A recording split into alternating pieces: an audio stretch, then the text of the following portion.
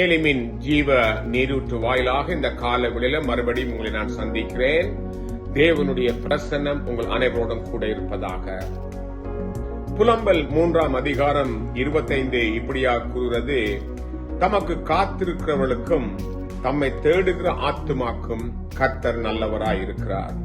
அப்ப கர்த்தரை தேடுகிறவருக்கு அவர் நல்ல தேவனாகவே இருக்கிறார். எனவேதான் மத்தேயு 6:33 சொல்வது முதலாவது தேவனுடைய ராஜ்யத்தை தேடுங்கள், அப்பொழுது மீதி எல்லாம் உங்களுக்கு கூட கொடுக்கப்படும் என்று சொல்லப்பட்ட வார்த்தை உங்களுக்கு எல்லோருக்கும் ஞாபகமானது.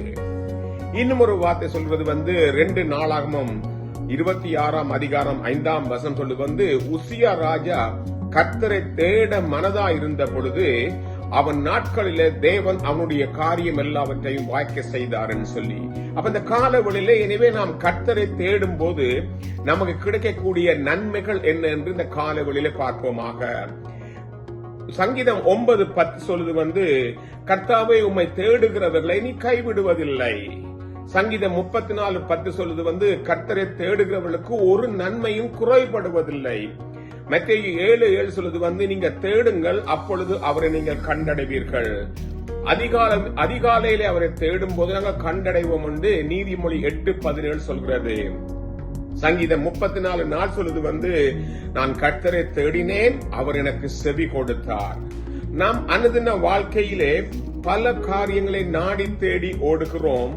ஆனால் நம்மை ஆசீர்வதிக்கிற தேவனை நாங்கள் மறந்து விடுகிறோம் அவரை தேடுவதற்கு.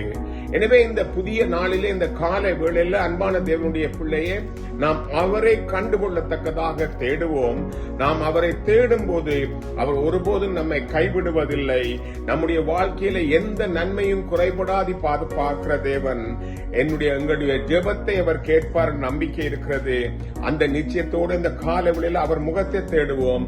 நம்முடைய அன்றாட தேவைகளை சந்திக்கிற தேவன், நம்மை ஆசீர்வதிக்கிற தேவனை நாங்கள் அவருடைய முகத்தை தேட, அவருடைய நன்மைகளை பெற்றுக்கொள்ள இந்த கால வேளையில் அவர் சமூகத்தில் ஒப்பு கொடுத்து ஜெபிப்போமா?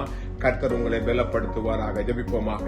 கிருபை நிறைந்த எங்கள் அன்பின் ஆண்டவரே, இந்த கால வேளையில் ஆண்டவரே உம்மை தேடும் போது நாங்கள் கண்டடைவோம் என்ற வார்த்தையின்படி கர்த்தரை தேடுகிற பிள்ளைகளுக்கு எல்லாம் நன்மைக்கு ஏதுவாக இருக்கும் என்று சொன்னீரே. அப்படியாக இந்த கால வேளையில் ஆண்டவரே நாங்கள் உம்மை முதன்மையாக தேடத்தக்கதாக தேவன் எங்கள் வாழ்க்கையில பெரிய கிருபை தருவீராக ஆண்டவரே. நாங்கள் அது இது கண்டு அலைந்து திரிந்து மற்ற காரியங்களை, உலக காரியங்களை தேடாதபடி எங்களை ஆசீர்வதிக்கிறவர், எங்களை நடத்துகிற தேவனை நாங்கள் தேட ஒரு மனத்தோடு இந்த காலவெளியில் ஒப்புக் கொடுப்போம். உங்கள் வாழ்க்கையில எந்த நன்மையும் குறைபடாதபடி அவர் உங்களை ஆசீர்வதிப்பாராக. அந்த நம்பிக்கையோடு உங்களுடைய சமூகத்தில் எங்களை ஒப்புக் கொடுக்கிறோம். நீரே தொடர்ந்து பலப்படுத்தி பாதுகாத்து கிருபை தருவீராக. இயேசுவின் நல்ல நாமத்திலே ஜெபிக்கிறோம் எங்கள் அன்பின் தகப்பனே. ஆமென்.